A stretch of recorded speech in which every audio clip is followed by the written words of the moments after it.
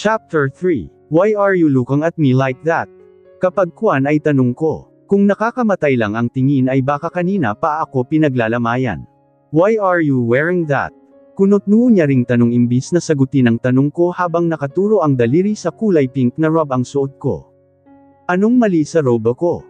Bakit hindi? Natural lamang dahil kakatapos ko lang maligo. Oh, tapos, walang emosyong tanong niya na siyang ikinaawang ng labi ko. Alangan namang lumabas akong tanga ka ba? Hindi ko na napigilan ang sarili ko. Iyon ba ang gusto niya? Bakit hindi? Asawa naman kita. Sagot pa niya na parang masasagot noon ang lahat ng katanungan ko. Napatampol ako sa aking noo. Diyos ko, kainis ka. Bahala ka sa buhay mo. Nagdadabog akong umalis doon at saka tinungo ang walk-in closet sa may gilid. Nakakainis. Nakakahiya kaya para sa akin iyon. Hindi naman porket asawa ko siya ay kailangan ko ng ibalandra ang katawan ko sa kanya. May hiya rin naman akong natitira sa katawan kahit papaano. Tanging pink na sando lamang ang isinuot ko at kulay pink din na pajama. Well, I like pink but I like blue more. Hindi na ako nagbra pa dahil hindi ako sanay na may suot na ganayon lalo na kapag natutulog. Masakit sa dibdib at natatakot akong baka magka-breast cancer ako. Inis akong lumapit sa kanya at saka siya inirapan. Kung kanina ay nakakunot ang noo at mukhang siyang galit, ngayon ay nakanguso na siya. Ganyan ka bipolar ang lalaking yan. Sorry na, misis ko. Gusto ko lang naman makita kung gaano kaganda iyang katawan mo, eh. Ipinulupot pa niya ang kamay niya sa bewang ko habang ako ay naka-poker face lang na nakaharap sa TV habang nanunood ng balita. Kaganda my ass. Nakita mo na nga kanina noong naliligo ako, eh. Ang sabihin mo, gusto mo lang ulit manansing. Ipinilit kong i-focus ang buong atensyon sa pinapanood ko, iniiwasan ang nakakainis na presensya niya. Kung wala siyang magawa sa buhay niya, aba huwag niya kong pagtripan. Yeah, your ass is beautiful. Kita ko sa gilid ng mata ko ang pagngisi niya. Nanliit ang mata kong sumulyap sa kanya bago siya sinabunutan. Manyak ka, senggal ko. Naramdaman ko ang pag-init ng mukha ko, mabuti at nakapatay na ang ilaw kaya hindi iyon ganoong halata. I surrender, Celeste. Ano nga uli yung sasabihin mo? He promptly asked. Naaninang ko pa na nakataas ang pareho niyang kamay. Napaayos naman ako ng upo at humarap sa kanya. Mom and Dad said they will visit us here tomorrow, sabi ko. Rinig ko naman ang pagmura niya na ikinakunot ng noo ko. Bakit ngayon mo lang sinabi? Tanong niya na parang sinisisi ako dahil ngayon ko lang sinabi. Bakit parang kasalanan ko? Nakalimutan kong sabihin kanina, na wala sa isip ko dahil sa nangyari, nakatungong paliwanag ko. Naalala ko na naman yung nangyari kanina. Rinig ko ang pagbuntong hininga niya at mas lalo akong hinapit papalapit sa kanya. It's okay, it's okay. We all know that it's not your fault, okay. Pangungumbinsi niya sa akin dahil anumang oras ay tutulo na ang luha ko na kanina ko pa pinipigilan. Hindi ko pa rin makalimutan ang panginginig ko sa takot nang itutok niya sa akin ang baril na hawak niya. Nang inig rin ako nang itutok niya noon ang baril sa mga empleyado ni daddy ko at sa kasunod-sunod na kinalabot ang gantilyo. Pero iba pa rin talaga kapag ikaw na mismo ang nakaranas noon, ang kaibahan lang ay hindi niya nakalabit ang gantilyo dahil naunahan siya ng asawa ko.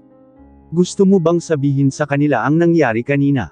He asked me habang matamang nakatingin sa akin. Marahas akong umiling. And no, I don't want them to worry. Okay if that's my wife wants. Kapag kuwan ay napangiti ako, wife, ang sarap sa tainga. Siya na ang pumatay sa TV at dahan-dahan akong pinahiga at kinumutan. Ilang minuto na ang lumipas pero hindi pa rin ako makatulog dahil sa sandaling pagpikit ng mga mata ko ay paulit-ulit na samasagi sa isipan ko ang imahe ng lalaki kanina habang nakatutok ang baril sa akin. Isiniksik ko ang katawan ko kay Lexus at saka siya niyakap. Kahit papaano ay kumakalma ako. Ang karaniwang init na nagmumula sa katawan niya ang nagpapakalma sa akin, marahil masarap iyon sa pakiramdam. Nagdasal rin ako bago ko ipinikit ang mga mata ko. At bago pa man din ako tuluyang lamunin ng dilim ay narinig ko ang boses ni Lexus. Good night, Celeste. Te quiero. Ngunit hindi ko yun masyadong naintindihan at narinig dahil tuluyan na akong hinayla ng antok. Nagising akong wala siya sa tabi ko at tanging ang una na lang ang kayakap ko. Saan na naman ba nagpupunta ang lalaking iyon? Bumalikwas ako ng bangon at pumuntang banyo para maghilamos saka ako bumaba. Sa hagdan pa lang ay maririnig mo na ang hagikikan na siyang ikinakunot ng noo ko. Oh, my, I really like you, young boy. Nalaki ang mga mata ko. Boses iyon ni Mommy kaya minadali ko ang pagbaba. Alas 7 pa lang ng umaga, ang aga naman yata nila. Good morning. Nasiglang bati ko nang makarating ako sa sala. Magkatabing nakaupo sina Mommy at Daddy sa sofa habang si Lexus naman sa kabila.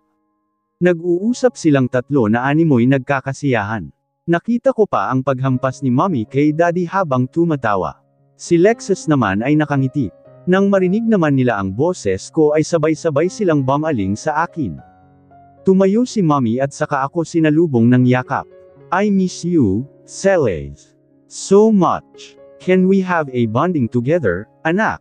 Let's go out. Sige, Mommy pero pwede bang hindi ngayon? Maybe next week.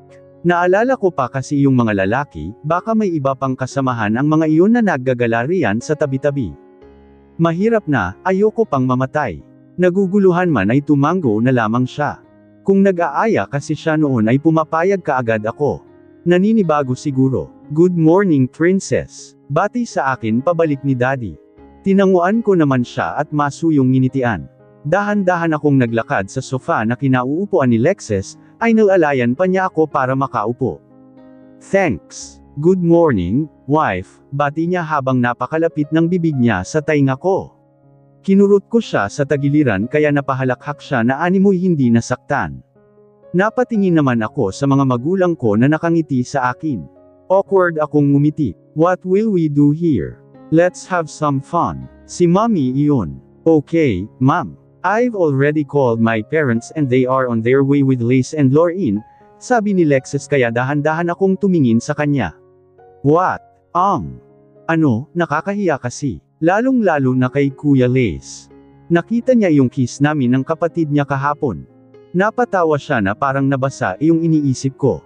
Minusuan pa niya ako at sakto namang may kumatok. Kinabahan ako bigla. Baka sila na iyon. Good morning, everyone.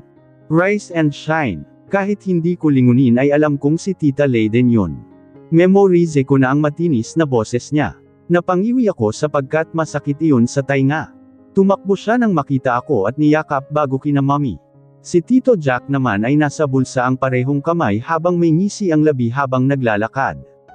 Si Lace ay pumipito pa na animoy nanloloko kaya inirapan ko siya. Si Lorraine naman ay busy sa cellphone animoy may kachat. So, anong gagawin natin? Si Lexus iyon. Nagtaas naman ng tingin si Lorraine at saka ngumiti. OMG. I know na, what if mag-vlog tayo mga fam? Kikita rin tayo roon kapag ramami ang views. Sakto at monetize na ang YouTube channel ko, suhestyon niya na sinang-ayunan ng lahat. Ini-ready nila ang kamerang gagamitin namin pati na rin ang kanyang stand. Ilang sandali pa ay pamwesto si Lorraine sa sofa at nagsimulang magsalita. Kami naman ay nanunood lang sa kanya. Wala nang intro. Isa lang ang masasabi ko, ang ganda ko. Masiglang sabi niya habang kumikindat at nagpapakyut pa sa camera. Umawang pa ang labi niya, bago niya iyon marahang kinagat. Rinig ko ang tawanan ng mga magulang namin habang kaming tatlo nila Lexus at Lace ay napailing-iling na lang. Charot lang. Anyways, hello, guys. Welcome to my channel, magandang umaga sa inyong lahat. Do you know me? Yes of course, I'm the one and only Lorraine Grace Salvatore. Ang pinakamagandang Salvatore sa balat ng lupa. Comandat pa siya sa amin matapos sabihin iyon. So for today's vlog, sumulyap siya sa amin at ngumisi. Magmumukbang free, truth or dare kami with fam and the Villamores. Pumalakpak pa siya habang sinasabi iyon pagkatapos ay ini-stop ang camera. Kapag kuway nagtanong si Tita Layden na parang hindi mo ari kung ano ang tinutukoy ng anak. What's mukbang Lorraine? Mom naman, hindi mo ba iyon knows? Well, it is a challenge kung saan magvi-video ka habang kumakain ng marami. Tumanggaw tango si Tita habang nage-explain si Lorraine. And then for US, habang kumakain ay magtatanungan tayo ganun para hindi boring. Nagtungo kami sa kusina. Nagpresenta naman si Mommy at Tita Layden na magluto ng pansit canton dahil iyon ang request ni Lauren. Si Daddy at Tito Jack naman ay nagpa-order na ng pizza, spaghetti, carbonara, and fried chicken with drinks. Pagkatapos dumating ng mga in-order namin ay tumungo na kami sa sala para i-prepare ang iba pang kakailanganin. Ayaw pa sumali nila Daddy at Tito noong una kaya kinailangan pa namin silang pilitin. Ang cage nyo naman, mga oldies. Ngayon lang ito, Si Lauren iyon, may pagka-bitch itong babaeng kaya ganun siya magsalita. Sige na, Han, si Mommy naman iyon habang si Tita ay kinukumbinsi rin ang asawa. Nepaw NGOs lang si Lexus sa tabi ko kaya binalingan ko siya. Hey, are you okay? Marahang tanong ko. He looked bored kasi. Ang tagal nila, naiinip na ako, sagot niya. Napatawa ako at ginulo-gulo ang kanyang buhok. Dahan-dahan siyang nagsumikaik sa akin at ipinatong ang kanyang ulo sa balikat ko. Ang bigat mo, mister. Bakit pag nakapatong ako sa iyo ay hindi ka nagrereklamo, misis? Nang tingnan ko siya ay nakangiti na siya habang kagat-kagat apa ng labi. Napazay na lang ako at pinitik ang tainga niya. Mamaya ay marinig pa nila Mommy ang pinagsasabi niya. Nakakahiya kaya iyon. Masyado siyang TMI isang beses pa lang namang may nangyari sa amin. At saka ang bastos niya magsalita. Para-paraan kasi ang loko. Ang hilig mang-asar ang sarap hiwalayan. Namumula ang misis ko gusto mo bang patungan uli kita? He teased, tumayo ako kaya napahiga siya. Nakakahiya talaga siya. Ramdam na ramadam ko ang biglaang pag-init ng mukha ko. Hinayla ba naman niya ako kaya wala na akong nagawa kung hindi ang maupo ulit. Napasipol naman si Kuya Lay sa gilid kaya inismiran ko siya. Isa pa to, ang sarap niya ring ibalibag. What? Tanong ko kay Lexus nang makita ko siyang nakatitig sa akin. Gusto mo ba? Seryosong tanong niya habang titig na titig sa mga mata ko. His dark orbs was pierced upon me. Para akong nawawala sa uri ng paninitig niya kaya kahit gusto kong mag-iwas ng tingin ay hindi ko magawa. Tumikim ang nasa paligid namin dahilan upang naputol ang tinginan namin. You're staring at each other like you two are the only people existing in this world, si Mommy yun. Yeah, we are like an air here. Pagsang-ayon ni Tita. Nagtawanan si Daddy at Tito Jack, pati si Kuya Lace na kanina pa nangaasar habang si Lauren ay nakangisi ay nagsalita, Kuya Isweep. Si Lexus naman ay nakatingin pa rin sa akin. Gusto mo ba? Dahan-daang ulit na tanong niya. Napatikim ako at pa-impulse siyang kinurot sa tagiliran. Baka gusto mong hiwalayan kita. Nakita ko ang pagkawala ng zisi niya sa labi at napalitan iyon ng pangamba. Ako naman ngayon ang ngumisi. Nasa akin pa rin talaga ang huling halakhak, no. Napanguso siya at nagsimulang magpalamang sa akin pero hindi ko na pinansin. Bahala siya sa buhay niya. Tama na ang harutan, may single rin dito. Anyways, let's start. Muli ay humarap siya sa camera kaya humarap din kami roon maliban kay Lexus na kinakalikot ang buhok ko. Tinitirintes niya iyon. Mukbang Fried. Truth or Dare with a twist ito guys and syempre, sa Truth or Dare ay kailangan namin ng bottle para roon. Kung sino ang maituturo ng bottle ay siya ang tatanungin, habang ang nasa dulo ng bottle ang magtatanong. Good luck sa amin. Also the questions can be either personal or not depende sa magtatanong. About sa dare naman guys, kahit aho basta maliban sa SPGHAHAHAHA. Ang hindi sisigot ay pipitikintig sa sampo sa noo. So, babies, keep on watching. Let's start. Pumwesto na kami at naka-Indian seat ang lahat habang pinapaikutan namin yung mini table na kung saan nandoon ang mga pagkain. Si Daddy, si Mommy, ako, si Lexus, si Lauren, si Kuya Lace, si Tita tapos si Tito. Oh, di ba naka-arrange by family? Napatingin ako sa mga pagkain. Ang dami, mukhang tataba ako nito. 2 bilaw ng spaghetti, 2 Tupperware na malaki ng carbonara, 3 bowl ng pancit canton, 8 boxes of pizza Hawaiian flavor, 4 buckets of fried chicken at 8 1.5-liter Coke. Halatang ginugutom ako kahit 10:00 pa lang. Sabay-sabay kaming let's start, sa camera. Ilang sandali pa ay sinimulan na naming papakin yung mga pagkain. Si Lauren ay nagsimula ng paikutin yung plastic bottle. Tumigil yun sa akin at si Kuya Lace ang nasa dulo. Oh, I'm doomed. Humalaklak pa ang loko sa kangumisi. Base sa pagngisi niyang iyon ay parang alam ko na kung ano ang itatanong niya. Napasiksik naman ako kay Lexus kaya inakbayan niya ako. You're scaring her, dude. Whatever, so truth or dare. Binasa ko pa ang labi ko bago sumagot, truth. Baka kasi utusan niya pa akong halikan iyong kapatid niya, huwag na lang. Hinawakan pa niya ang baba niya na tila nag-iisip at kapag ko'y ngumisi. Ano ba? Oh, if ever na malaman mong someone is just pretending that he cares for you, what will you do? Sandali pa siyang sumulyap kay Lexus matapos tanungin iyon. I shrugged, maybe ask for his explanation. Well, everything happens for a reason. Tuldok-tuldok panipit. Iyon na lang ang isinagot ko even though deep inside me ay nag-iisip ako kung ano nga ba talaga ang gagawin ko. If that is true, masakit iyon para sa akin.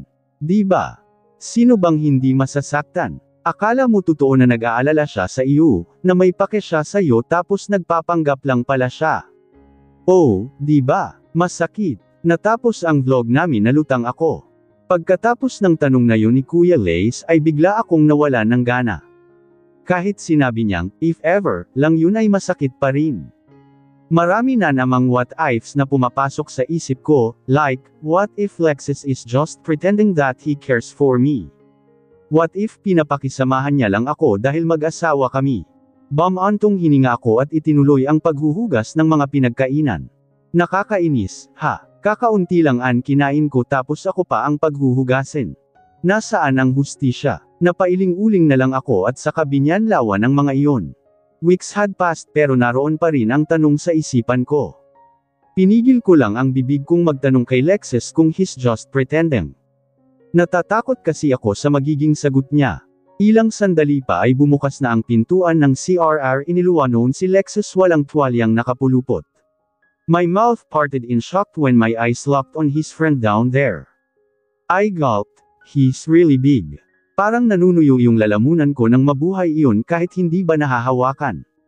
Like the scene, you can touch it, baby, malanding sabi niya at kita ko pa ang pagngisi niya. Nahihiya naman akong nag-iwas ng tingin. Ang init ng buong mukha ko. Ipinilit ko na lang na i-focuses ang paningin ko sa labas ng bintana. Gusto ko na ring lumabas at magliwaliw pero hindi pa kasi pwede. Hindi pa kami nakakasigurong wala ng kalaban. Oo nga't hindi ko na sila nakita muli pero hindi pa rin kami dapat makampante. Hey, do you want to go outside? I know you're bored here. Nang sumulyap ako sa kanya ay naka-shorts na siya. Napatingin ako sa katawan niya. His 8-pack abs is visible. His muscles are on the right places, his panty-dropping V-line. His chiseled chest. Napaka-perpekto talaga ng lalaking ito. Gosh, this man should be in jail for being sexy. Feeling ko tuloy ay ako na ang pinakamaswerteng babae sa buong mundo kasi ako ang asawa niya. Shows lang syempre. Stop staring, Celeste goes meltang, hold it instead. Tuldok-tuldok panipit. Inirapan ko lang siya. His offer is tempting, I really want to hold and touch it pero, no. Hinding-hindi ko sasabihin sa kanyang gusto ko iyong hawakan. Baka lumaki ang ulo niya. Saang ulo, Celeste? Sa taas o sa baba? Ipinilig ko ang ulo ko. Hindi naman ako ganito dati. This man turned me into one. Umupo siya sa tabi ko at hinawakan niya ang mga kamay ko. Do you want to go outside? Pwede ba? Nag-aalalang tanong ko. Paano kung makita ako ng mga kalaban ni Daddy? Baka pagdiskitahan pa nila ako. Why not? Kunot-noo naman na tanong niya. Paano kung makuha nila ako? He held my hand and intertwined our fingers tightly. No, that won't happen, Celeste. I'm here and I will protect you. As long as I'm alive, I won't let them take you away from me. I promise you that. And then he claimed my lips and let his tongue inside. I kissed him back with the same ferocity. His kisses moved down until he reached my neck. He gently nipped and sucked it. I bit my lip exceeding a moan. Gosh! His mouth is talented, saan tayo pupunta? I will let you decide for that, he said and started the engine of the car. Kinagat ko ang hintuturo ko para mag-isip. Saan ba? Wala naman kasi akong ibang alam na mapupuntahan maliban sa mall. Ikaw na lang mag-isip, wala kasi akong maisip, eh. Sinukli ko ang buhok at tumingin sa may bintana. Ano wala kang isip? Pang-asar niya pa kaya iinirapan ko siya. Alam ko naman na joke lang yun pero mabilis lang talaga akong map-icon. Bingi ka ba? He chuckled at my reaction. No, I'm just joking. I just want to make you laugh. Mukha ba akong natatawa? Sabi ko nga, pagtiklop niya kaya napangisi ako. Saan nga tayo pupunta? Muling tanong ko at ang sumunod niyang sinabi ay hindi ko inaasahan. Dahilan upang lumuwa ang mga mata kong nakatingin sa kanya. Sa Ilocos. Totoo ba yan? Ang layo. 8 oras ang biyahe mula rito sa Maynila hanggang doon kung hindi ako nagkakamali. Matutunton kaya kami roon ng mga kalaban ni Daddy? Hindi naman siguro, ano? Masyadong malayo baka masayangan pa sila ng gasolina. Anong gagawin natin doon? Mamamasyal tayo, alam kong naiinip ka na sa bahay kaya ipapasyal kita. Nakangiting sagot niya, hinawakan pa niya kamay ko. Wala tayong pamalit, anong isusuot natin? Alangan naman ganito tayo pupunta ganto rin tayo uuwi. Kung sinabi niya sana ng mas maaga, edi sana, don't worry, Celeste. I've already done taking care of that. Nasa likod ang mga gamit natin, meron at kumot na rin baka sakaling lamigin ka. And then he gave me a reassuring smile before winking. Napangiti rin ako, ang gwapo niya talaga kapag ngumingiti, lumalabas kasi ang biloy niya sa pisngi. You should smile often, Lexus. Why? You looked handsome whenever you smile. Kinagat niya ang pang-ibabang labi sa papuri kong iyon na tila nahihiya. Do you find me ugly when I am not smiling? Napailing-iling naman ako. And no, of course, ang ibig kong sabihin ay mas lalo kang gumagwapo kapag ngumingiti ka. Pagkatapos kong sabihin iyon ay ngumiti na naman siya. Feel niya talaga kapag tinatawag siyang gwapo. Hindi na ako nagtaka, ganoon din kasi si Tito Jack at Kuya Lace, lalo na kapag si Lorin ang pinupuri talagang lalaki ang ulo nila. Sa tingin ko ay si Tita Layden na lang ang kahit papaano ay matino. I can only smile whenever you're around or you are with me, Celeste. Napahawak ako sa dibdib ko nang bumilis ang pagtibok noon. May 3 katagang pikit sumiksik sa isipan ko. Am I falling?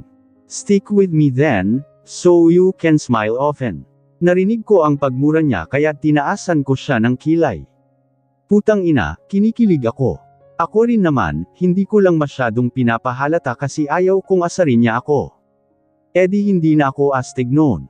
Nang magising ako ay madilim na ang labas. I assumed that it's already cold hot when I looked down on my body. I was appalled when I noticed that I am already wrapped with comforter. His small gestures makes my heart thump like crazy. Nasaan na tayo? Malapit na, wife. Tagudin na. Binuksan ni Lexus ang radio at sakto namang ang paborito kong kanta ang sumunod na nag-play. It's Beautiful Scars by Maximilian.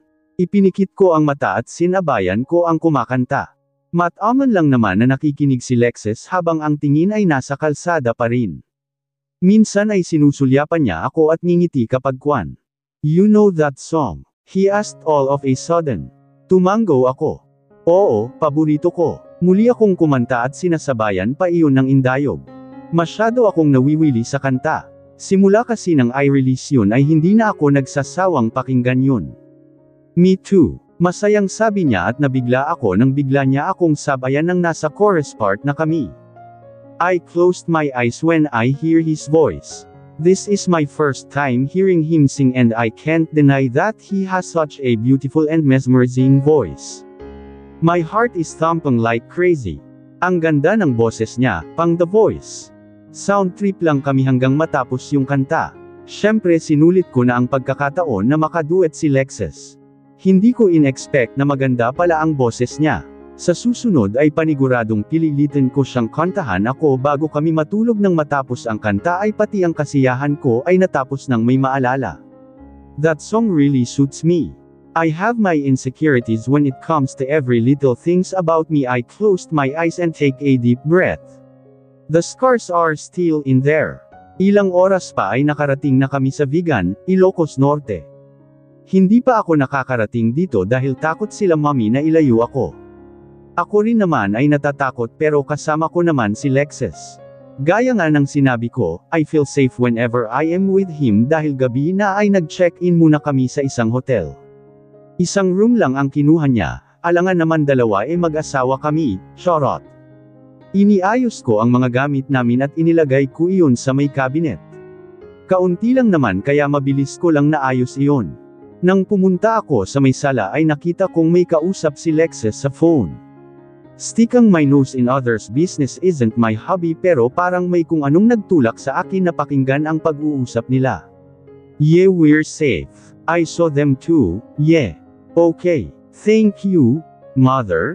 Siguro si Kuya Lace yung kausap niya. Ganon kasi siya magsalita kapag nag-uusap sila. Kung papakinggan mo ay parang hindi sila magkapatid. Naglakad ako papalapit sa kanya at niyakap siya. Ano ba, yan, ang bango pa rin. You smells good, sabi ko habang pasimpleng inaamoy ang balikat niya. Mas matangkad siya sa akin ng ilang pulgada.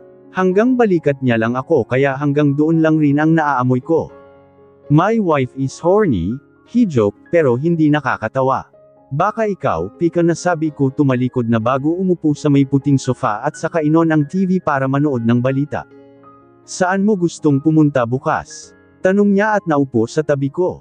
Ewan ko, hindi pa naman ako nakapunta rito, diretsyong sagot ko. I thought why? My parents are scared, natatakot sila na baka makuha ako ng mga kalaban ni daddy. Alam mo naman yung nangyari, hindi ba? It triggered our mind maski ako ay takot na ring lumabas mula noon. Then why are you here with me? Malumanay na tanong niya ngunit mahihimigan ang excitement sa tono niyang iyon. Because I feel safe when I'm with you, walang pagdadalawag isip na sagot ko. Totoo naman kasi iyon. Nang tumingin ako sa kanya ay nakangiti na siya at kumikislap pa ang mga mata niya. Talaga, aha, lumapit siya sa akin at sineksik ang ulo sa leeg ko.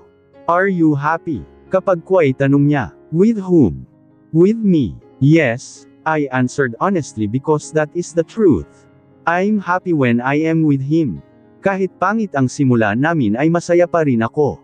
I wonder kung hindi ako sinabihan ni daddy na pakasalan siya, magiging ganito pa rin ba ako kasaya? Maybe yes, maybe no, but my answer is I don't really know. I'm happy too, Celeste. He started caressing my hair. You're the only one who can make me smile like this. Not even my sister nor my mom. My smile is different when I'm with you. He then kissed me on my neck. Just a peck, masyado na siyang nagiging touchy, ha? Ayaw ko naman maging cage kasi gusto ko naman iyon kaya I just hummed and closed my eyes, savoring the moment. I want to thank my father for forcing me to marry you. Napabalikwas ako ng upo at nanlalaki ang matang tumingin sa kanya. Mabilis ang kalabog ng dibdin akong nagsalita, he forced you. Bigla tuloy akong nanlumo, akala ko pumayag siya nang hindi siya pinipilit. Ayaw ko sa lahat ay yung namimilit para lang makuha ang kagustuhan nila. Yes, but it's okay. If he didn't force me, I won't be happy like this. So, hell yeah, he smiled and pulled me into a heartwarming hug. Alas 6 pa lang ay ginaisang na niya ako kahit kulang kami sa tulog, nagkwentuhan pa kasi kami hanggang sa inabot kami ng 1:00 ng umaga. Kahit inaantok ay bumangon pa rin ako. Ang sabi niya kasi ay kapag kulang ka sa tulog, mas maganda raw na gumising ka ng maaga, hindi raw yung abutin ka ng tanghali kasi hindi raw kasi yun healthy. Nang tingnan ko siya ay nakadamit na siya. Simpleng puti na v-neck shirt and medyo fitted na maong pants lang ang suot niya at saka punar-esen iyon ng puti na rubber shoes. Get up, wife. I'm hungry, let's eat downstairs. Nagpa-reserve na ako ng upuan. Come on. Matapos maligo ay binlower ko ang buhok ko saka kinulat ang ibaba noon. Tanging off-shoulder white with gold necklace, blue fitted jeans at saka flat shoes ang sinuot ko para terno kami. Ma'am Aaya pa ay may lumapit pang babae sa kanya, isiping single siya kaya mas mabuting pareho na lang kami ng suot.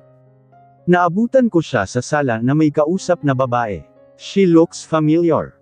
Biglang nagdilim ang paningin ko at nag-init ang ulo ko. Sino naman itong higad na ito?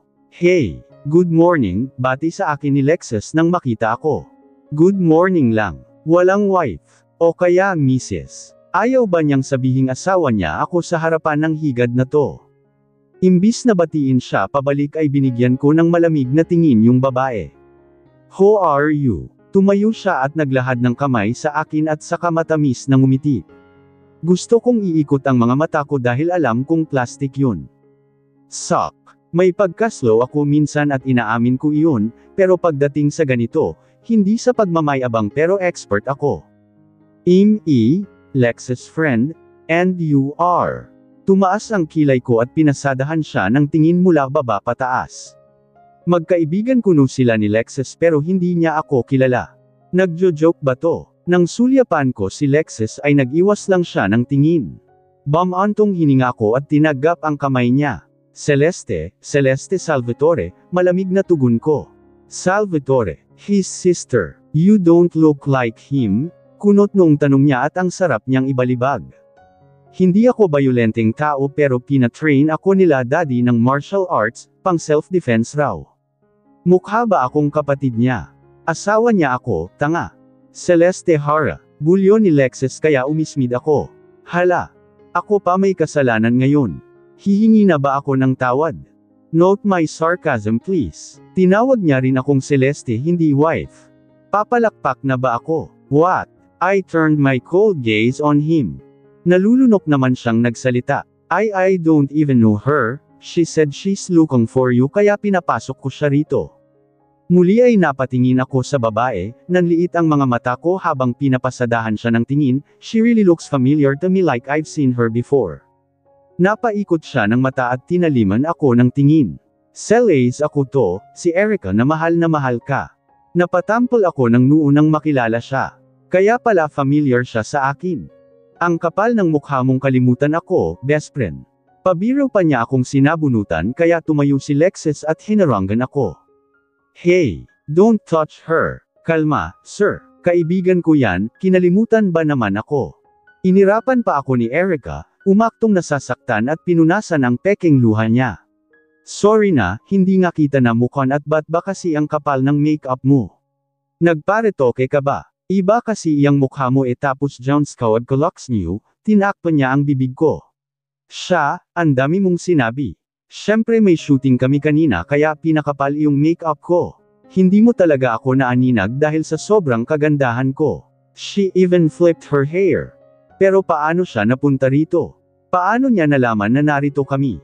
May shooting kasi kami. Tapos dito rin ako sa hotel na ito naka-check-in tapso kanina, noong papasok kayo ay nasa counter ako kaya sinundan ko kayo.